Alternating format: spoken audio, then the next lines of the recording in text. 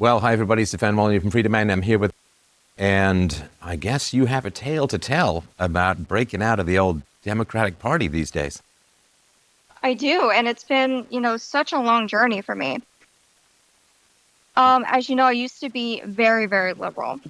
In fact, I was a very Tumblr liberal, I guess you could say. I'm not sure what that, I don't really spend much time on Tumblr. What does that mean? Basically, it's people who think, Black Lives Matter, women are oppressed in America, there's a gender pay gap going on, whites are very privileged in America. And as a frequent Tumblr user, I ate up a lot of that type of rhetoric.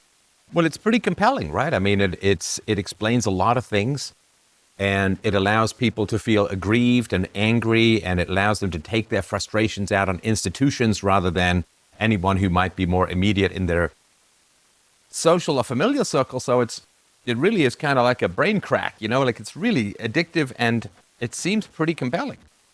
Oh, it really is. And especially being someone who's biracial, it really appealed to me a lot because I felt that if, as a woman, I'm feeling oppressed in this country, that should be something I should be fighting for.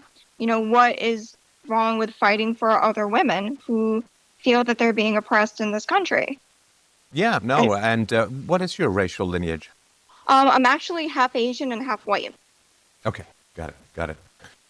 And just out of curiosity, I mean, some of the stuff that I've read and talked about on Twitter is that some people who grow up biracial, or I guess triracial or more, have some challenges feeling, I guess, neither fish nor fowl, like where they fit in the tribes or in the groups. Did that occur for you much, or did it mostly bypass you? It bypassed me a lot, but it was definitely hard, when I went to Japan because that's where my mom is from. And a lot of people, looked at me as somebody who was completely Americanized. So they often looked at me like I was somebody who just did not grow up with any Japanese culture whatsoever. So everything I did, whether it's learning how to pick up chopsticks, knowing about the cultural food, the language, a lot of it just went over the heads of a lot of the teachers. And they were often very surprised how much I knew how to write in Japanese, just pick up chopsticks. All of it was a big shock to them. Yeah, I remember, I mean, this is just a real flyby on what you've lived through, but I do remember a friend of mine, a Japanese woman, taking me to a totally authentic Japanese restaurant where they didn't really speak any English, and meeting her father, and they sort of in broken English asked me what I would like to eat, and I'm like, tempura! And everybody laughed at me, and I got to tell you, sometimes when people laugh, it's like, ha ha ha, and sometimes it's like, ha ha ha, like it's not quite as inclusive a kind of laughter. And I remember thinking like, wow, they're really kind of fierce about their culture and not always egalitarian for people who were learning it, I guess. Yeah, I can definitely see a lot of that. And just as a biracial person, it almost made sense going back to the stuff on Tumblr, which is feeling like there's a sense of identity, being part of like being very liberal, being sort of this like, social justice warrior, as they call it. And it felt as though that this was some sort of place that I needed to be in, regardless of whether or not the facts supported their arguments or not. Well, and it gives you a real mission, right? It gives you a shape to your day. You log on, you fight the battle, you find the enemy, you expose the enemy, you gang up. And I mean, it really gives you a tribe, and it gives you a real sense of purpose and doing goodiness in the world, if that makes sense. It really does. And what really surprised me looking back on it was that I was more liberal compared to my own parents. So I was having more extreme views compared to my own parents, which looking back on it was just, just a big shock to me. And it really showed me just how far to the left I was possibly going to go if I haven't researched anything for myself. Now, one thing I'm always curious about, and there's a lot that I kind of want to dig into here, but one thing I'm kind of curious about up front is what I've seen from people who get heavily into the left. Now, I don't mean the left like, let's take care of the environment, let's be sensitive to minorities and stuff, it's just pretty easy to get behind, of course, right? But the sort of more hardcore left, I'm not sure how far on the Overton window you shifted, but it's the relationship that particularly women, but sometimes men, have with their own bodies when they get more into leftism. It almost becomes, to me at least, what I've seen, sort of this self-flagellation, this like shave the head, this like make yourself less pleasant looking, less, quote, normal looking. Was there anything that happened to you or that you saw in people around you where the body almost seems to take the punishment for the social sins of the multiverse or something? I mean, I didn't quite shave my head. I wasn't quite going that far, but I definitely was a typical liberal where if I heard a dissenting opinion, I would almost shout them down, especially if they were men. So I would often, shout out their arguments, calling them like all sorts of names without really stopping to think about what it was that they were actually talking to me about. Now, And when I you did say white men, I'm going to go out on a limb here. I'm going to say that white men in particular um were yes, white men, yeah. white men. Yeah. Because, I mean, because we have all this power, you see. We have all, so nobody can say boo to us. Nobody can criticize us because we just have all of this magnificent Julius Caesar striding the world like a colossus, magnificent patriarchal white racial power. And so we just escape criticism all the time. Anyway, I could go on like that for a while, but in the interest of time. So when did this first, because, there's a time when we're kids where we're not political, right? We just play with other kids. We just do our thing and we have fun. And at some point, and I think it's kind of earlier and earlier these days, but at some point, like the fangs kind of get into us, like the claws kind of get into us. When did that start to happen for you? I think high school. And to be quite honest, I hate saying this, but I became sort of political and became liberal because my friends were liberal. So I actually did not have a real reason for me to be a liberal other than my identity, other than the friends that I was surrounding myself with.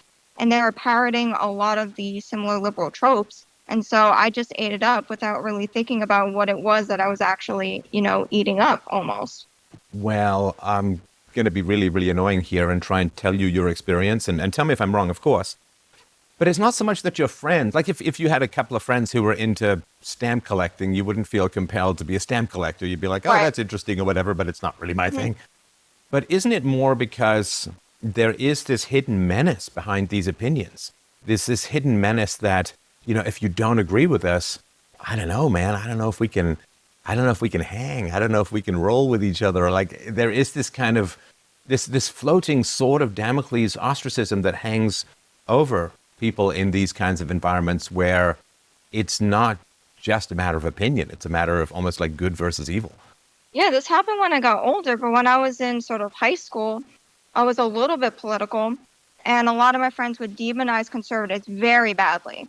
If there was the most extreme conservative who had some crazy idea about rape or something, they would share that and say, these are conservatives.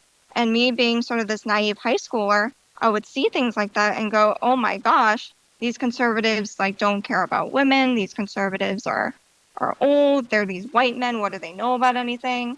And Well, that's the Oprah thing. Like racism will end when the old white people die off, right?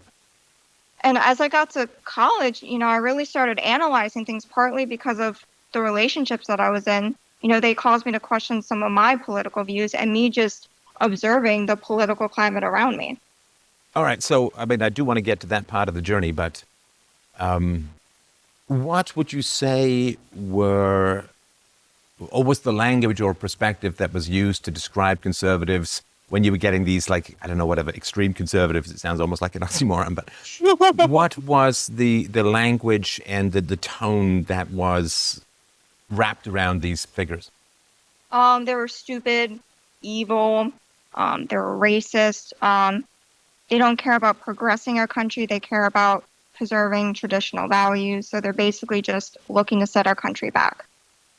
And was there this, I guess it's a white lash that it's called, like the white males in particular are losing their grips on power and they're panicking and they're lashing out. Like there's all of this rank psychologizing rather than dealing with data, reason, evidence, or anything like that. I felt like that too. And speaking of white people, I felt that they would pick out white people the most. And there was a double standard between how they would treat white people and how they would treat other minority groups who would do something very similar. Can you think of an example? The most recent one, and this is something that happened really recently, was when people give jokes, people say, well, you cannot make fun of Black people. You cannot make jokes about these minority groups. And every day when I would, watch comedians out on TV, they would start their jokes saying white people, ...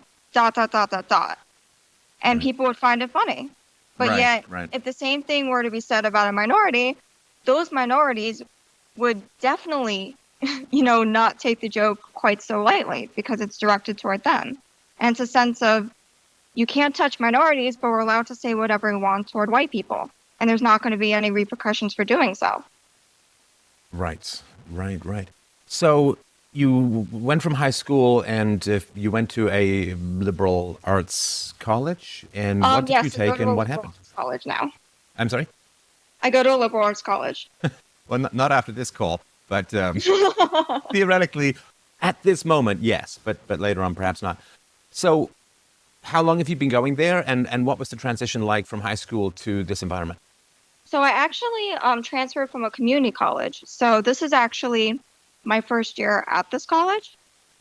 And for me, it was such an eye-opener because I was always warned by a lot of people that there would be a huge liberal bias in academia and a big liberal bias, especially at schools that I go to. And I noticed that when I got here, there was a big liberal indoctrination as soon as I got there. What do you mean? What are you talking about? Well, there was a diversity week actually at my school. And so they do this whole welcome week thing where they get everybody accustomed to basically, what the school is about, how to get around the school. And one of it was a diversity week. And at this diversity week, we had this, white Southern woman come up to us. And she kept talking about, microaggressions, white privilege in society. And she would show these videos from MTV Decoded, those same videos that some of my favorite YouTubers, respond to on a daily basis and get so many massive dislikes for its content. She was the one who told us that we needed to look at those videos. And I just couldn't believe it. I was almost shocked. Okay, well, sorry. What were the videos in general and what was their content? The videos were about white privilege, about, cultural appropriation, what kind of costumes you're allowed to wear on Halloween, and things like that, mostly. Right, okay. So some of these sort of stereotypical SJW stuff that a lot of people kind of rip limb from limb who are skeptical of that stuff, right? Yeah. Right, okay. And this went on for a week? That's a long it's a long time to there's a long list of things not to wear. Diversity Day was something that only happened that day. Okay. So it wasn't a week. Right. I don't think I can handle brainwashing for a week. Oh, come on. You take a soft cloth, just bite down on it. Just keep it in your jaws. And then what was it like after this orientation? What was it like after that when you started to go into the classrooms and take the courses? I was lucky enough to have a few teachers who were okay with dissenting opinions. I actually did a paper for one of my professors. It was an Al Jazeera documentary that I watched. And I was actually criticizing the influx of Muslim migrants coming into the country because the documentary I was watching was actually pro-Muslim migrants and just talking about the hardships that those Muslim migrants faced. And I managed to use very left-leaning sources to basically prove why it is dangerous to let in those Muslim migrants and how that's going to change the demographic of the country. I talked about, I think, rise in anti-Semitism and all these kind of other incidents. And my teacher ended up actually giving me a good grade on it, surprisingly. That's interesting. I mean, it goes against some of the expectations. So you're swimming against the current, but at least you're allowed to make some headway, which is actually you get more out of your education if you oppose your teachers. Because if you're swimming with the current, you're not going to work out very much, like tying big helium balloons to your weights. And so, yeah, I mean, when I was in college and I had all these lefties and a communist or two in charge, I had to work like 5 or 10 times harder just to make my case because you know that it's going against the grain. And if you go with the grain, it's a lot easier. So you actually get much more value out of your education and you emerge with these like superhero powers if you swim against the current. And I think it just made things easier for my professor because my professor actually escaped the Iranian Revolution. So I think, in class, he would often criticize Islam a lot, actually, in our class, which is something you can't do if there's like a lefty or a Muslim present in the classroom. That just would not even be acceptable, let alone acceptable in his home country of Iran, let alone. So I think that just made criticizing the influx of migrants easier, I think, and easier for him to give me a better grade on it. So it wasn't hugely going against the grain for him, right? Probably not for him, given the fact that he just escaped. And for him, he sees hijabs and sees people convert to Islam, and he just goes, why are you wearing that? What are you doing? Right. So I think, if it were any other professor, I probably would have gotten some, scorn for my paper, I think. Right. And how's it been for your other classes? My other classes are pretty good. I did have a professor, I'm not going to name a name, but I found him on Facebook, and very left-leaning, basically someone who likes Alexandria Ocasio-Cortez level leftist. Wow. And again, I sometimes get scared because I have political buttons, political T-shirts, and I feel a little scared to wear them in certain professors' classes because I don't want them to grade me differently. What are your T-shirts saying? I have basically a lot of Turning Point USA pins, a lot of Big Government Sucks pins, pro-Second Amendment pins. I have a capitalist pin at a lot of different types of pins that I would get at these clubs that I join. And so I would feel scared almost to just wear those things for those professors because I didn't want them to look at me differently. And it's interesting, too, because, some of those, I guess you're really poking the proverbial bear, right? But, big government sucks. That's, not only is it true, but it's, there are some people, I remember way back having a conversation with Noam Chomsky where we were talking about anarchism, and there are some who would be considered leftists who would be anarchists who would also agree with you that big government sucks. Mm-hmm. But I guess that's associated with Tea Party, with small government and so on, and it is. Conservatism, and then boom, right? Okay. Now, you said that some of the relationships that you had began to help you question some of the tropes you had absorbed in high school. It did. Yeah, what those and what happened? So I had a few friends, and I still talk to them, but they do not agree with my new political views at all. I had one friend who was sort of an acquaintance, so I wouldn't say we're particularly close friends, but he told me that I was brainwashed and that I was in a cult. A cult? Wow. Yeah. Didn't mention me, did you? That's a rumor. Yeah. And how have other people? So, but there must have been someone or something or some piece of data or a bridge too far that had you pull back from that leftward drift? Actually, there was. So, on Tumblr, there was a lot of Black Lives Matter support on Tumblr. And I remember my parents actually put CNN on because they basically just put CNN on the TV. And what they were showing was a Black Lives Matter protest, where I saw a lot of Black people destroying cop cars, looting. I remember hearing one of them saying, fuck white people or something, and beating up someone that they suspected to be white. And the news anchor sat there and said that this was a peaceful protest. And I could not believe that some news anchor would say something's a peaceful protest, where right in front of my eyes, I see people being very violent. Wait, so this is, I don't know if it's split screen or something, but this is in the same broadcast. They're broadcasting this violence, and then they're saying it's a peaceful protest. Yes, same broadcast. Wow. And I was shocked. Normally, there's a bit of a gap. Yeah, normally there's some sort of selective editing for this stuff. But I don't know what happened, but I, was completely taken aback by it. And everybody on Tumblr would tweet Black Lives Matter. And so I thought I was the only person who saw this big, hypocrisy behind what the news anchors were talking about and what I was actually saying.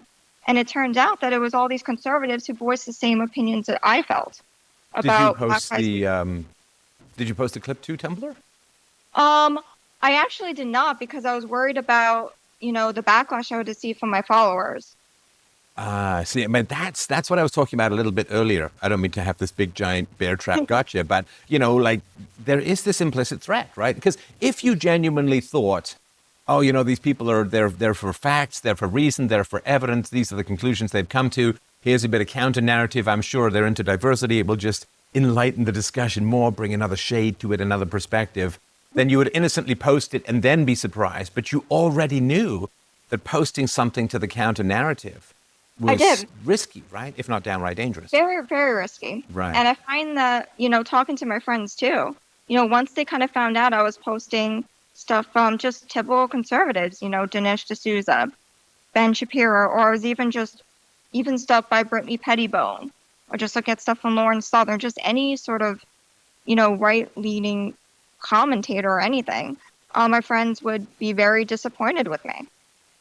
Oh no, disappointed. Oh, yeah. Disappointment is not an argument. All right, go on. It's not. And my friends would message me and going, what happened to you? You used to be very open-minded. You used to be these types of things.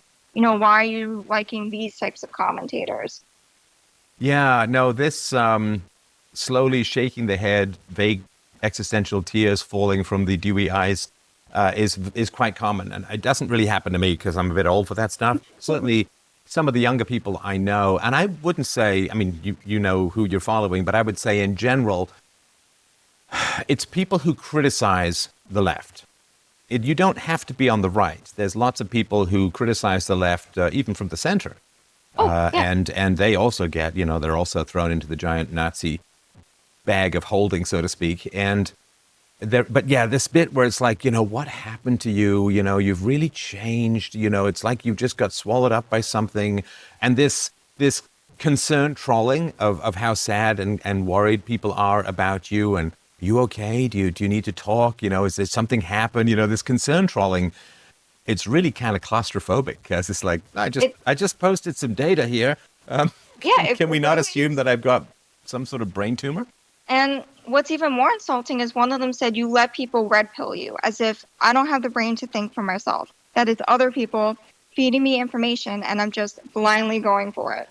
Which leftists always project, right? That's whatever they're doing, they accuse you of, right? So like in the left, they say Donald Trump colluded with a foreign power to try to swing an election. It's like, turns out that foreign power was Christopher Steele and a Steele dossier.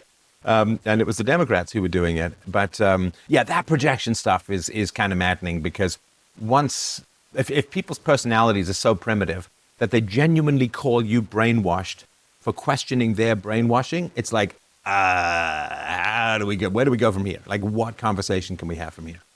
Exactly. And it's hard to have a conversation with my friends because, their retort basically, if I question anything like white privilege or anything, is you don't know anything. Or this is common knowledge. Everybody knows this. Or it's because you're conservative, you don't get it or something. It's current year. I shouldn't have to explain this. I get that on Twitter sometimes. Like, I really shouldn't have to explain that Nazis were fascists in 2019. It's like, yeah, well, maybe you should try. Because, things that you take for granted. What's the old thing? It's not the things we don't know that get us, it's the things that we know that ain't so. That's what really, really traps us. And in these conversations, so how far do they go? How often do they come up? And how do they play out? Not too often, but the one that I had with one of my friends was about white privilege.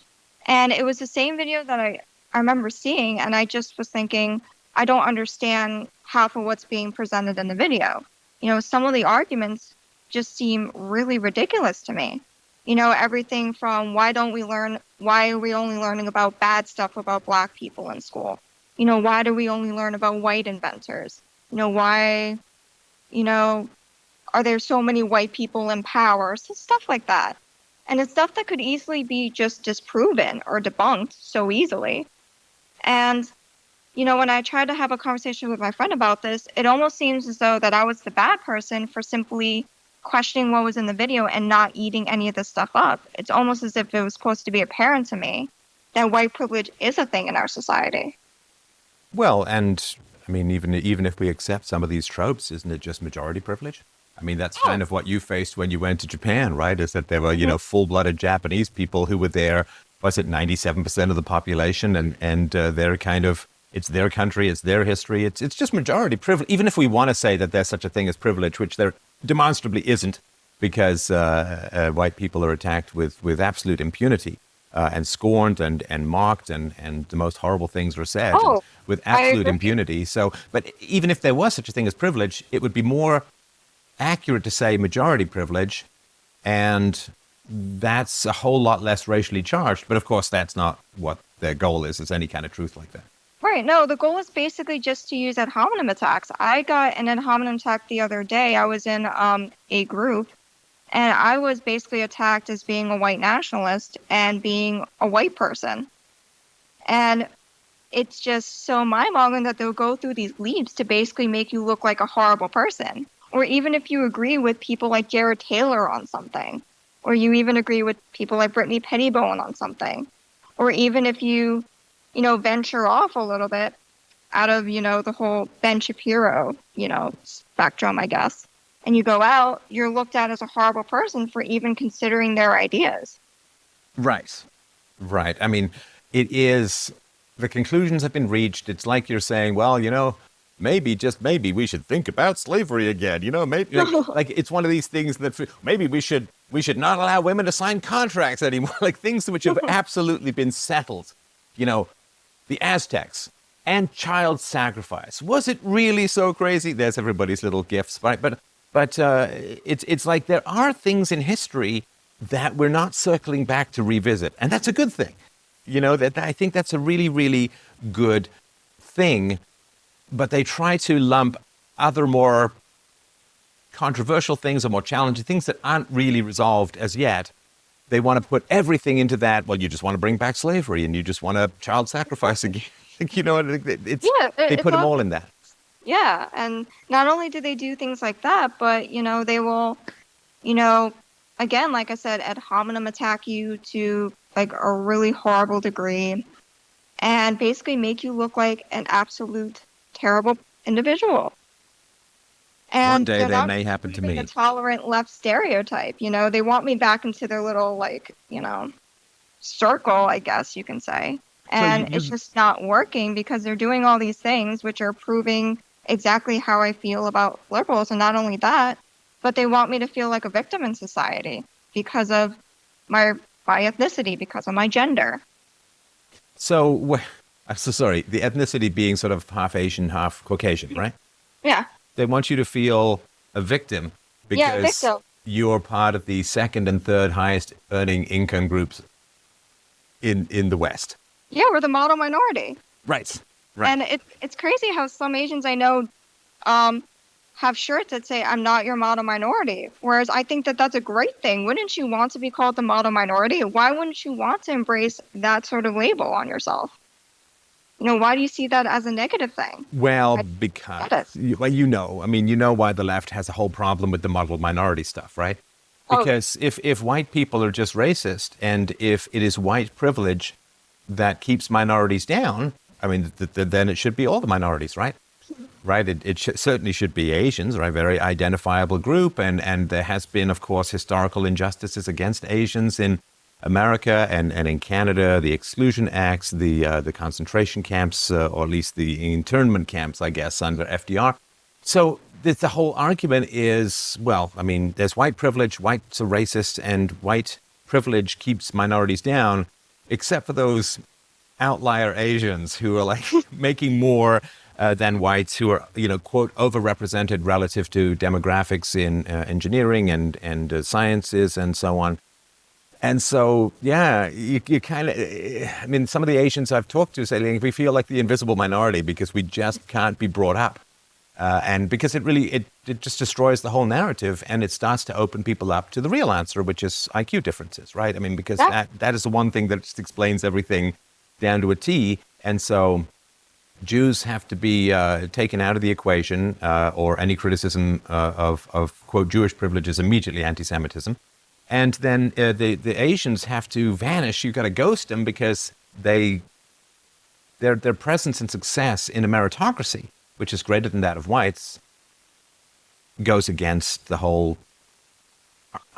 quote answer, right? This anti-scientific, anti-data answer of just endless white racism explains why minorities do badly. So it's a real challenge. And if they can rope Asians into feeling like victims and joining this narrative, then that helps it helps sustain this fantasy quite dangerously.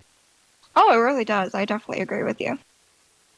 So what's it been like? You say that your parents were liberal, but not as liberal as you were. And how have they taken this this journey that you're on? They're actually very supportive. For Democrats, they're actually in agreement with some of my ideas, actually. They're all for free speech. In fact, they feel disenfranchised with their own party, actually. People like Ocasio-Cortez, Ilhan Omar, my parents are completely against those people. Mm. So for a lot of left-leaning people, I have parents that are very extreme to the left. Mine are actually pretty sensible. So I can talk about free speech. They can look at what happened to Milo Yiannopoulos and feel sympathetic to Milo Yiannopoulos, even though they know nothing about his political views or anything. You know, they'll still sit there and say, you know what, this is unacceptable. Free speech should be on campus. You don't have to like this person, but, you know, just let them speak. And that's what I'm intensely grateful is to have parents who, you know, when I tell them about the political conferences I want to go to, or just, you know, talking about some of the things I do with my club, they're just very supportive about it because they know that if I'm happy with it, then it's fine.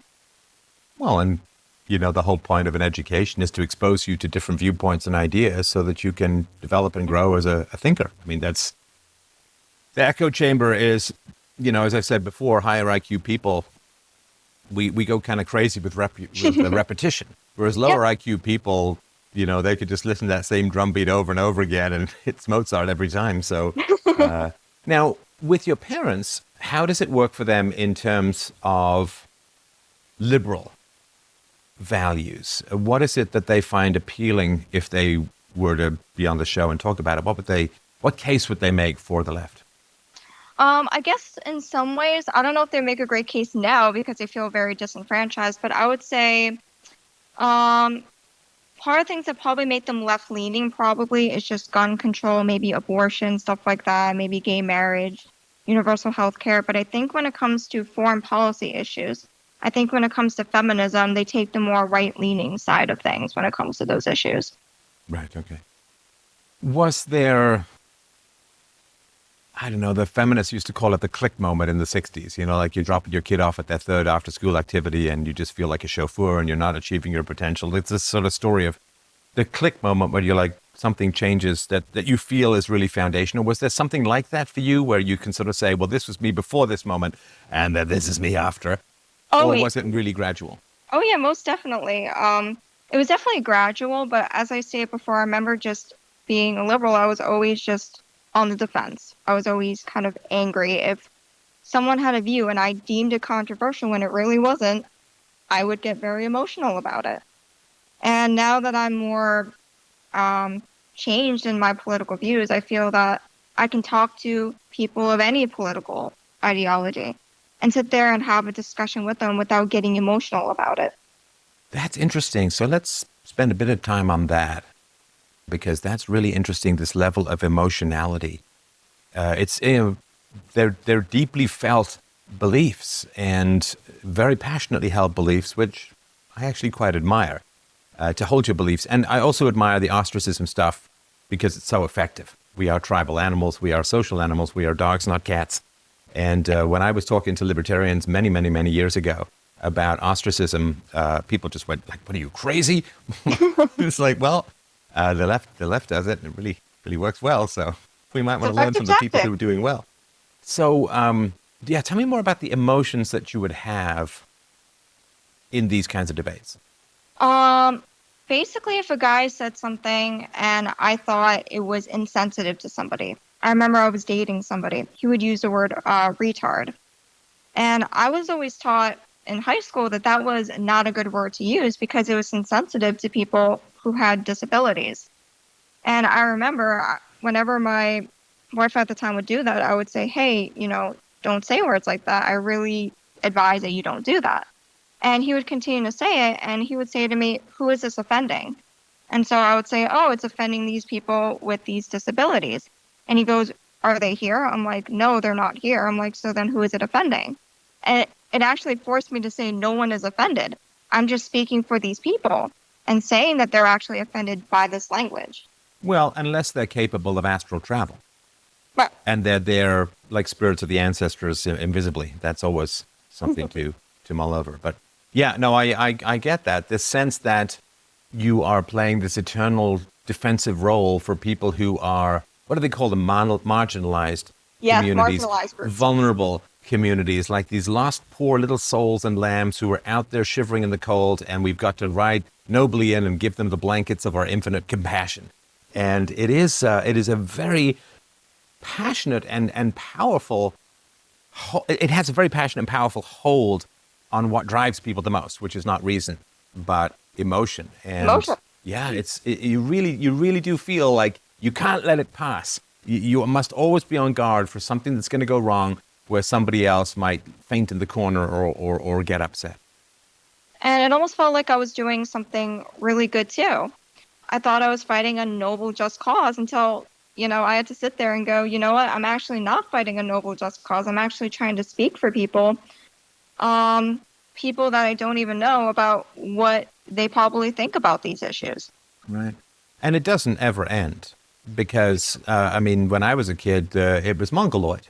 Mongoloid was used to describe people who were developmentally handicapped, and then that was considered offensive. And so retarded was then used, which just meant slower. And then that was offensive. So then there was disabled or differently abled, and then there was cognitively impaired. And then you can never, because the issues themselves are so painful that you're always on a landmine. I mean, people who have to struggle with children who are developmentally handicapped, I'm sure that there's great grace and goodness in it, but it is really quite a challenge.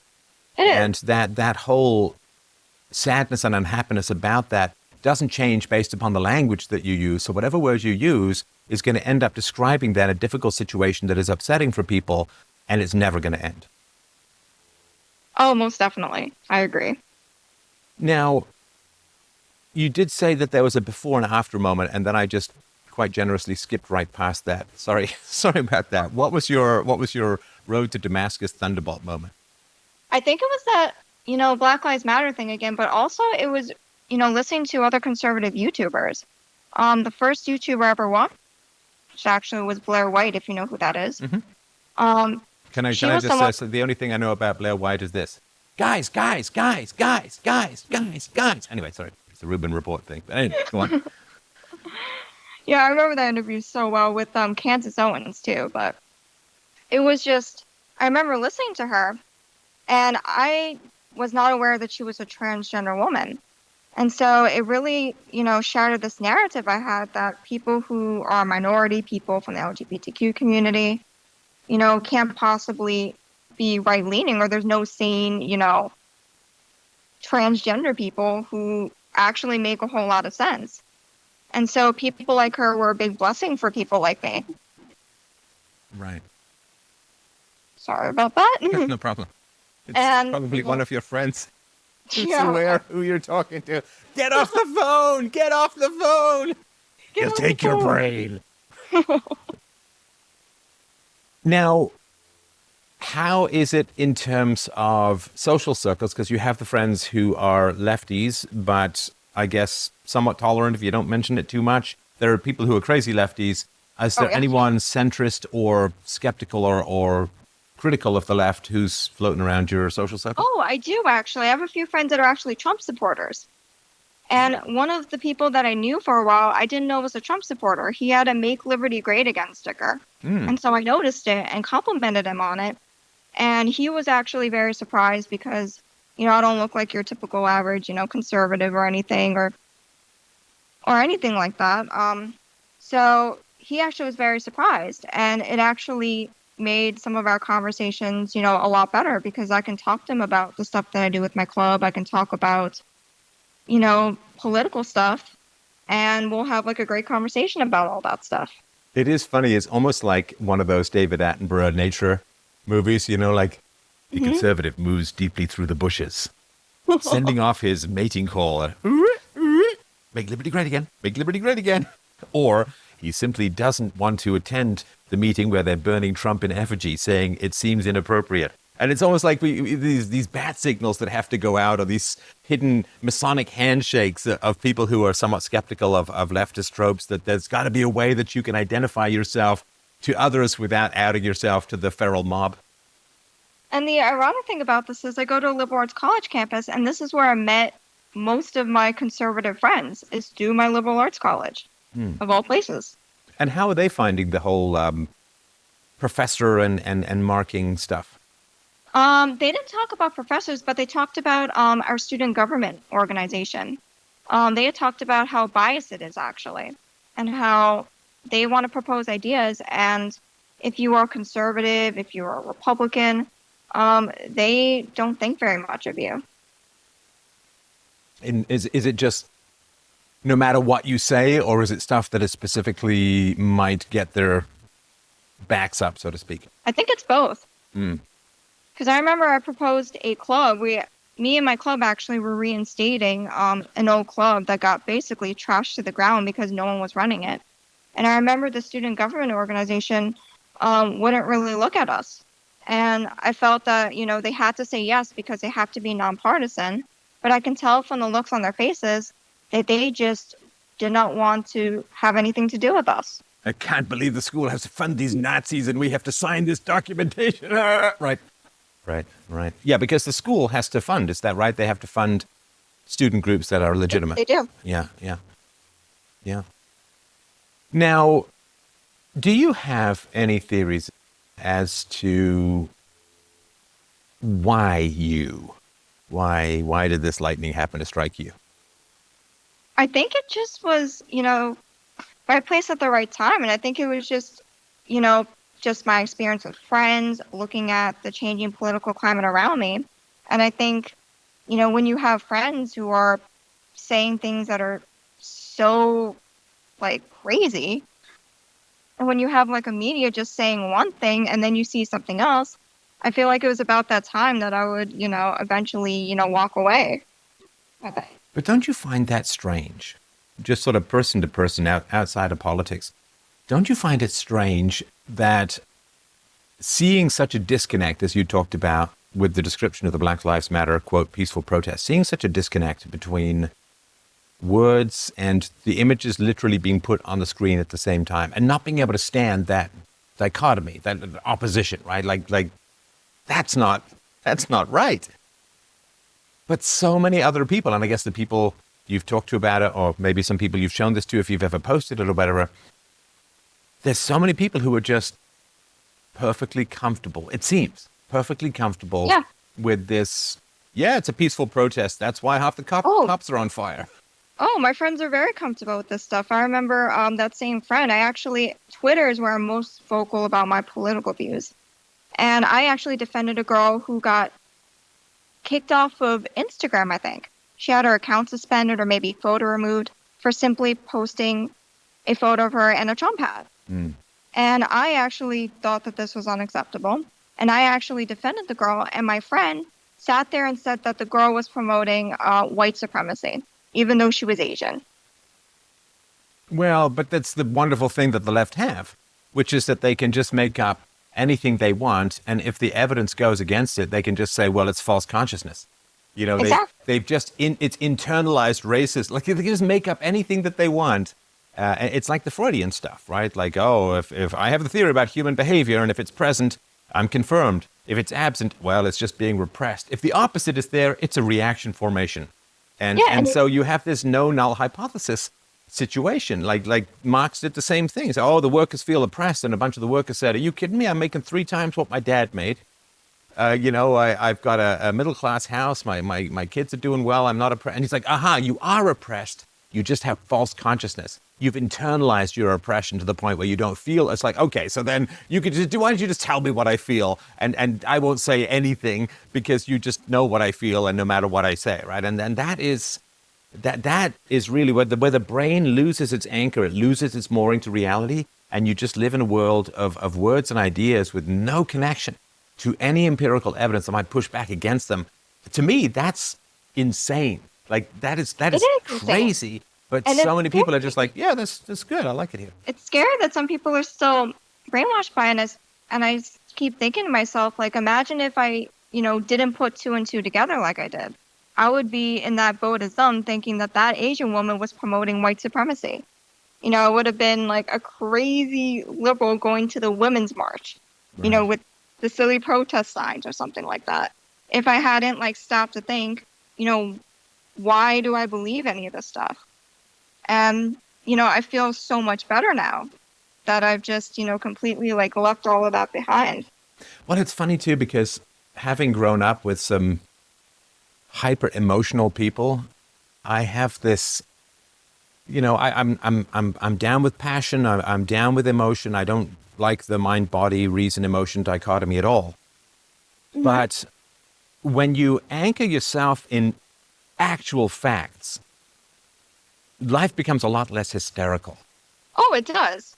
When you get rid of the outrage culture aside, when you basically, embrace facts, it doesn't matter what other people say, as long as you're being the factual person. And so, I, no longer believe in a lot of the Tumblr stuff anymore. Now I kind of whiz past it and just sort of cringe to myself, or sometimes I take the time out to sort of respond to those videos sometimes. Right. What do you think of the leftist men who are around? Because there's kind of a stereotype, like the soy boy kind of thing. Ooh. Just that, it sounds like we stepped on a bit of a gushy, udder-based landmine here. But what are the men around who are on the left? How do they strike you? I don't actually like a lot of the leftist men. The problem I have with them is that, they want to be part of the feminist movement, but not even the feminist movement. Some of them want their voices. It's almost as if they want to shut them out almost. Oh, the And feminists don't want the the pro-feminist opinions men? of males. Right. And there's this big divide between feminists that I see where some will say, well, men can be feminists. But I'll see another post that says, no, men, you need to shut up and listen to us women. You need to stay in the back, listen to our problems, and just listen to our concerns. Which, just taking the tiny scalpel of logic here, if men can't talk about women's experience, then why should women be telling men what to do? Yeah, and it's the same reason that I don't agree with my friends when they say, oh, well, you're a man, you can't talk about abortion. Then can pro-life women talk about abortion? Well, and do women then have the right to the contents of a man's wallet, since they're not necessarily the ones who are out there earning it? These are all very, it's not hard to deal with in terms of just taking simple logic to it. The same thing with sort of white privilege, but it is asking people. I think it's tough for them to give up the feelings more than it is to give up the perspective, if that makes any sense. Oh, I definitely agree with you. So what do you think of that, if that's accurate? I definitely agree with you on that one too. I think for a lot of leftist people, it's hard to, just get out of that mindset that they've got. They're just so ingrained in it. And it's just hard to get themselves out of it. And I can definitely see where they're coming from, because for a while, it took me a while to just, change some of my views. It was definitely not an easy process. Right. I would say it was more a slow, gradual process to get there. Yeah, and I think there is an addiction to false narratives, particularly outrage-based false narratives. I think it's a real addiction. And tell me if this accords with your experience or not. Oh, yeah. But the reason is that it kind of burns you out to be, that famous picture. I don't know who the woman is, triggered. She's just like, I'm sorry? Trigglypuff, I think that's what they call it. No, that's the woman with the biker's legs for arms. But no, this is just some woman with glasses who's like pursed-lipped and wide-eyed and wild-haired. She's triggered, It's just like when you are constantly listening for this click of dog whistle racism and sexism and white privilege, and like it burns you out. Like it's an exhausting way to live. And the amount of adrenaline and hypervigilance and fight or flight and attack and defense, and it really is, like facts relax you. And false narratives, particularly outrage-based ones, they make you kind of hysterical. And I think what happens is it burns out your capacity to have genuine feelings with normal human beings. And then what happens is I think you end up being stuck in this groove because it's your only emotional stimulation. And then what happens is if you don't get it, I think what's underneath all of that is this massive depression and exhaustion. Yeah, and it really does, burn me out too, especially the start of the election. I think that's when I became more politically active, I think. It's just noticing just the divide between the Hillary supporters and the Trump supporters. And I got to see an interaction between someone who thought that all Trump supporters were Nazis, in all caps. Some, crazy feminist guy, who would probably be your definition of a soy boy, probably, saying all this stuff. And, it just seems so exhausting for me to even try to respond to them, because I feel that even if I were to respond to them, no facts or reason would even, it wouldn't even matter to them. Well, they've already decided who you are. They've already decided how evil you are. And it's so strange to me, and it is one of these tragic paradoxes, that the group that most believes in moral relativism are the most hysterical, finger-pointing, Old Testament style, damn your enemies kind of group. It's like, well, I'm really into moral relativism. There's no such thing as right or wrong or good or evil. Hey, that person used the word Chinaman. He's a Nazi. Get him. And it's like, what are you saying? This makes no sense at all. Like, how can you be this chief inquisition guy? You're throwing your enemies into the hot coals while at the same time saying there's no such thing as truth or good or evil. And they're supposed to be the tolerant people. And I found that the most intolerant people that I've known are actually liberals, not conservatives. Yeah. Yeah. And it's one thing when you're young, you got lots of energy and the outrage, you haven't burnt out your adrenals yet with constant flows of cortisol and stress hormones and so on. But boy, is it ever rough when you start to get into middle age, because I think people squander so much of their capacity to bond and to love and to live with grace and connection and honesty and relaxation, because you're constantly on the watch for any transgressions of infinitely complex rules. And I think then sort of by middle age, and this is why I think this conversation is really interesting for people, because you kind of headed this off pretty early. But in the same way that too much cocaine is just going to burn out this capacity to have natural human pleasure, I think this outrage stuff burns people out. They get to their middle age and then they're really stuck because, they've been too outraged. They burnt themselves out. They can't pair bond anymore. Yeah, and they don't have kids. They don't have a marriage. And man, it's really, really nasty to see what comes out of the end of this gruesome machine. Oh, yeah. And you would think that they would be exhausted by all this outrage they're pouring out, but they keep coming out with new stuff. Just when you think it can't get any worse, they come out with new stuff to be outraged about. It's crazy. Well, that's the addiction, though, right? I mean, if you can't get your cocaine, you'll go all the way across town on your bare feet if you have to, right? I mean, they need the outrage, and so they need ever escalating doses of it, which is why, what is it now? Math is racist and milk is racist. I heard about that clouds too. are racist, I mean, this is crazy. But it is, but it's not crazy if you're an addict. And you need all of this outrage. Exactly. And the other thing, too, is that there's always a problem when you say there's a huge issue in society and I'm going to apply myself to solving it, right? So let's say there's racism or there's sexism or homophobia, Islamophobia, but I'm going to devote my energies, massive energies, to solving this problem.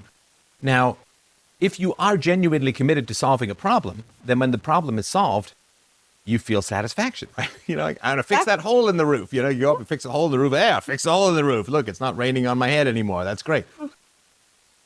But if you have to find a problem and you're taking the wrong solution, then escalation seems just inevitable, right? So if it is the idea, well, see, there's all this white privilege, right?